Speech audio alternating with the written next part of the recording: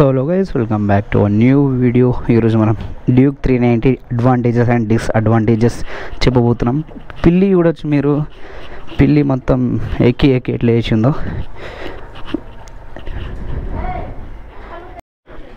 So first disadvantages నాకేమనిపిస్తుంది అంటే, ఇప్పుడు మనం కోల్డ్ స్టార్ట్ చేస్తున్నాం కదా, ఇప్పుడు లేపిన ఇక్కడ పెట్టిన, ఇప్పుడు కోల్డ్ స్టార్ట్ చేయగానే ఫస్ట్లోనే సెల్ఫ్ లేపుతాం కదా, మనకి ఏమవుతుంది అంటే కొంచెం లేట్ లేపుతుంది, కొంచెం లేట్ లేపింది. ఇప్పుడు కొంచెం ఫాస్ట్గానే లేపింది, కానీ ఇంతకుముందు అయితే లేట్ లేపుతుండే. సో మనం వెళ్తూ మాట్లాడుకున్నాం. So guys, welcome back to new video. ఈరోజు మీకు Duke 390 generation 3 advantages and disadvantages చెప్పబోతున్నా. మనకి ఫస్ట్ డిస్అడ్వాంటేజ్ ఏంటంటే కోల్డ్ స్టార్ట్ చేయడానికి చాలా టైం తీసుకుంటుంది గైస్. ఎంత అంటే చాలా టైం తీసుకుంటుంది. అండ్ మనం సెల్ఫ్ లేపుతున్నప్పుడు కూడా, సెల్ఫ్ స్టార్ట్ చేస్తున్నప్పుడు కూడా చాలా టైం తీసుకుంటుంది. ఐ మీన్ ఒకటే సెల్ఫ్కి స్టార్ట్ కాదు, కొంచెం జలకిచ్చి స్టార్ట్ అవుతుంది. అది ఒక సైడ్ పెట్టినందుక లేకపోతే ఇట్లానే ఉన్నందుక మనకి మరి తెలియదు. ఆ రీజన్ ఏందో నాకు కూడా తెలియదు. అడ్వాంటేజ్ ఏంటంటే, అడ్వాంటేజెస్లో ఏంటంటే ఇగో మనకి ప్యూర్ పవర్, ప్యూర్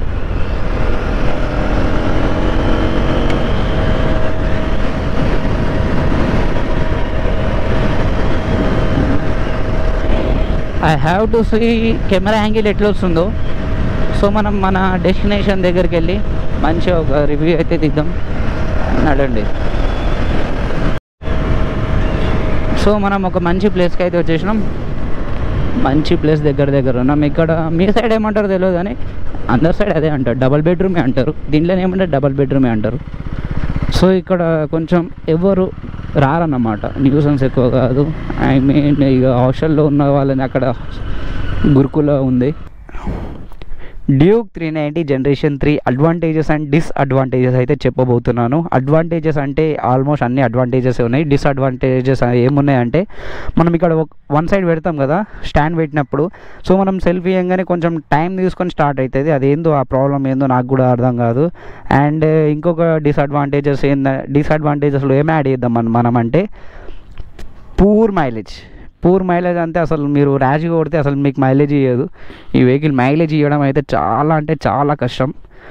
అండ్ డిస్అడ్వాంటేజెస్లో అయితే మనం ఇంకొకటి, ఇక్కడ ఏమంటారు, మడ్ గార్డ్ లేదు కదా. ఐ మీన్ పాత మోడల్కి ఉండే, ఈ మోడల్కి తీసేసారు. సో మడ్ గార్డ్ లేనందుకు మనం ఏంది, టైల్టెడ్ తీసేసినా మనకి పైనకి వస్తుంది అనమాట. అయితే నేను ఇది తీస్తే ఏమవుతుంది, మనం పైన మన బ్యాక్ పిలియన్ ఉంది కదా, పిలియన్ సీట్ పైన మొత్తం ఎంకల్ నుంచి వస్తుంది. ఇప్పుడైతే ఎండ కొడుతుంది, నిన్న మొన్న వర్షం ఉండే, మీకు తెలిసిందే అందరికీ. సో అది మడ్గాడ్ ఉంటే మనం మంచిగా తీసేస్తుండే, అది తీసేసి టెల్ టైడీ లేక పెట్టుకుంటుండే. లేకపోతే టెల్ టైడీ లేకున్నా అది ఉంటే మనకి మరుదలో ప్రొటెక్ట్ అవుతుండే. ఇప్పుడు ఎట్లా పడ్డది ఇది అంటే, నేను ఇంకా వాష్ చేయాలి, ఇప్పుడు వేయాలి. ఐ మీన్ ఇది తీసిన, ఇది మళ్ళీ పెట్టేసిన వర్షం పడుతుందని. సో 3 డిస్అడ్వాంటేజెస్ అయితే ఇవి ఉన్నాయి. అండ్ సో హెడ్లైట్ అంటే పూర్ త్రో ఉంటుంది, అసలు ఏం కనిపించదు. నైట్ టైం ఫ్రంట్ నుంచి ఏమైనా వెహికల్ వచ్చినా మనకి ఏం కనిపించదు, అది కూడా ఒక డిస్అడ్వాంటేజ్. అండ్ ఇంకొక డిస్అడ్వాంటేజ్ ఏంటంటే, ఇది బ్లాక్ కలర్ కాబట్టి చూడొచ్చు స్క్రాచెస్ దబ్బున పడితే, ఇగో పిల్లి ఎక్కింది, స్క్రాచ్ కూడా పడ్డది. ఓ మై గాడ్, నేనైతే ఇది అసలు చూడలే, ఇప్పుడు చూస్తుంది. ఇది పోది ఇక, ఇది షిట్ ఫక్ మ్యాన్. వా, ఎంత బాధ అనిపిస్తుంది.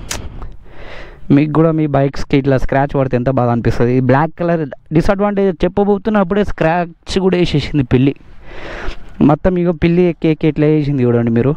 ఓ మై గాడ్, ఈ డిస్అడ్వాంటేజెస్. ఇక అడ్వాంటేజెస్ అంటే ఏంటంటే, టీఎఫ్టీలో మీకు ఎంత ఫ్యూచర్స్ అంటే అన్ని ఫ్యూచర్స్ ఉంటాయి. జీటీ కూడా పనికిరాదు, ఏది పనికిరాదు. And power to weight ratio is very awesome. And ఇంకొక అడ్వాంటేజ్ ఏంది మనకంటే, బ్రేకింగ్ బైట్. ఎంత బ్రేకింగ్ బైట్ అంటే 120 స్పీడ్ నుంచి ఒకటి ఎగ్దమ్ ఆగేసింది ఆ బైక్. అసలు ఆ రోజు మీకు కావాలంటే క్లిప్ యాడ్ చేస్తా చూడండి. మ్యాన్, ఓ వామ్మో గాయ్స్, జస్ట్ మిస్, సడన్గా ఆగేసింది. అంత బ్రేకింగ్ బైట్ ఉంటుంది దీనిది. అండ్ ఇంకా పవర్ టు వెయిట్ రేషియో అంటే మీకు తెలుసు, 390 పవర్ అంటే మీకు అసలు తెలియదు ఏముంది చెప్పండి. సో ఒకసారి పవర్ చూద్దాం మనం రోడ్ పైన. పవర్ చూపించాలి గైస్, మీకు ఏం లేదు ట్రాక్ మోడ్లో, ఐ మీన్ ట్రాక్ మోడ్లో పెట్టేసేయాలి.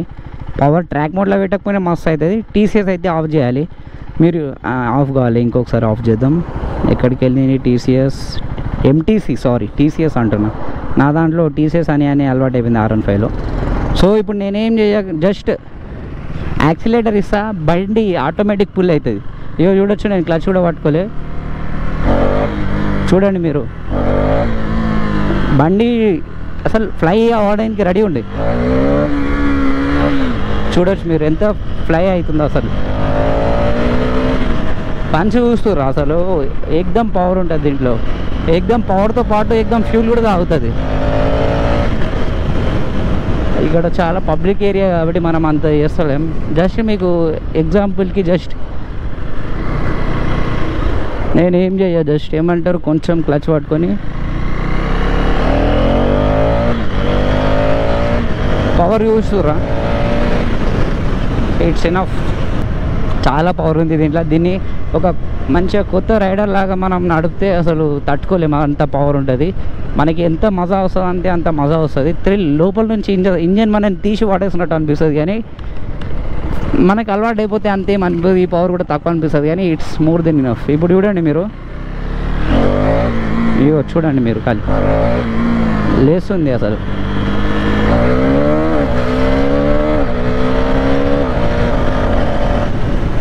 It's very powerful machine. It's very powerful. అంటే ఎంత పవర్ఫుల్ అంటే అసలు మనం హ్యాండిల్ చేయలేం స్టార్టింగ్, మనం ఒక బిగినర్ అయితే. సో మనం చూసి జాగ్రత్తగా నడపాలి.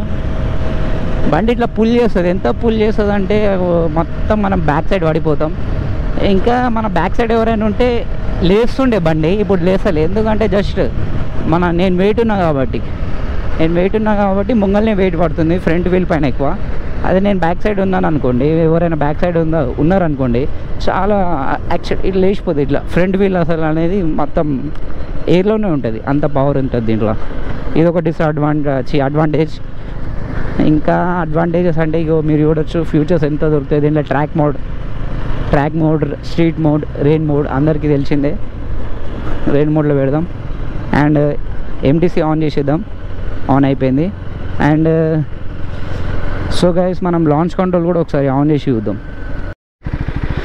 సో గైస్ మనం డ్యూక్ 390 జనరేషన్ 3ది లాంచ్ కంట్రోల్ ఆన్ చేయబోతున్నాం.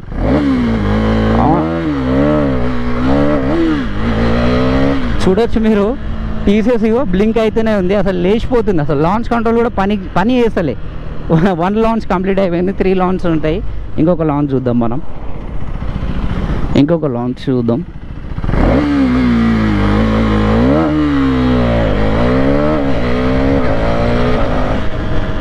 టీసీఎస్ కొట్టుకుంటుంది చూడవచ్చు మీరు. లాంచ్ కంట్రోల్లో కూడా పవర్ పైనకి లేస్తుంది వెహికల్.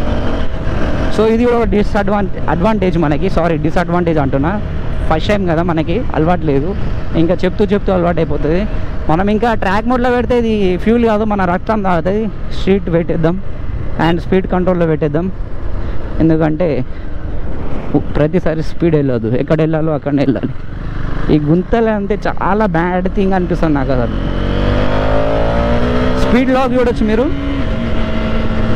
84 స్పీడ్ లాక్ పడిపోతుంది. నువ్వు ఎంత అయినా రేస్ యాక్సిలేటర్ మొత్తం ఇచ్చిన అసలు ఎంత కూడా కదలదు. ఇది ఒక మంచి అడ్వాంటేజ్ మనకి.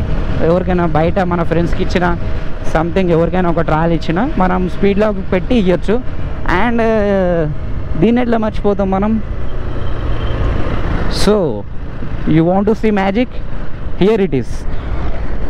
చూడొచ్చు ఎంత సెక్సీగా పోతుందో మన బైక్ అసలు. క్రూజ్ కంట్రోల్లో ఇగో మనం గేర్ అప్ డౌన్ కూడా వేయచ్చు. ఇగో అప్ చేసిన, షిఫ్ట్ చేసిన కూడా 5th gear 6th gear. Quick shifter plus ఉంటుంది కాబట్టి మనకు అదొక అడ్వాంటేజ్. ఇన్ని అడ్వాంటేజెస్ ఉన్నాయి దీంట్లో. ఇంకా it's not your ordinary GT man. జీటీతోని దీన్ని కంపేర్ చేయకండి. అదొక కెఫే రేసర్, ఇది ఒకటి స్ట్రీట్ ఫైటర్కి కెఫే రేసర్కి ఏమైనా సంబంధం ఉందా అసలు? జీటీ ఎందుకు ఫేమస్ అంటే దాని ప్రైస్కి అండ్ ఆ సౌండ్కి, ఆ రెండింటికి ఫేమస్. అండ్ లుక్స్ కూడా బాగుంటాయి అనుకోండి. ఒక బైకర్కి అన్ని బైక్స్ నచ్చుతాయి. బైకర్కి ఆ బైక్ అలాగా, ఈ బైక్ అలాగా అనుకుంటే వాడు బైకరే కాదు, వాడు జస్ట్ ఏదో టైం పాసర్ అంతే. అన్ని బైక్లు నచ్చుతాయి ఒక బైకర్కి. దాని అడ్వాంటేజెస్ దానికి ఉంటాయి, దీని అడ్వాంటేజెస్ దీనికి ఉంటాయి. మనం ప్రతి ఒక్క బైక్ని సమానంగా చూడాలి. ఇప్పుడు ఏమంటారు చాలామంది R15Mని NS200తో కంపేర్ చేస్తారు. R15లో ఉన్నది 155cc. జస్ట్ ప్రైస్ పాయింట్ ఒకటే ఉందన్న అంత మాత్రాన NS200 గెలుస్తుంది. NS200 200cc కాబట్టి పవర్ ఎక్కువ ఉంటుంది కదా, అదేమో R15 155cc కాబట్టి పవర్ తక్కువ ఉంటుంది. సో మనం కూడా చూసి కంపారిజన్ చేయొద్దు. సో మనది ఇదే advantages and disadvantages. So video నచ్చితే లైక్ చేయండి గైస్.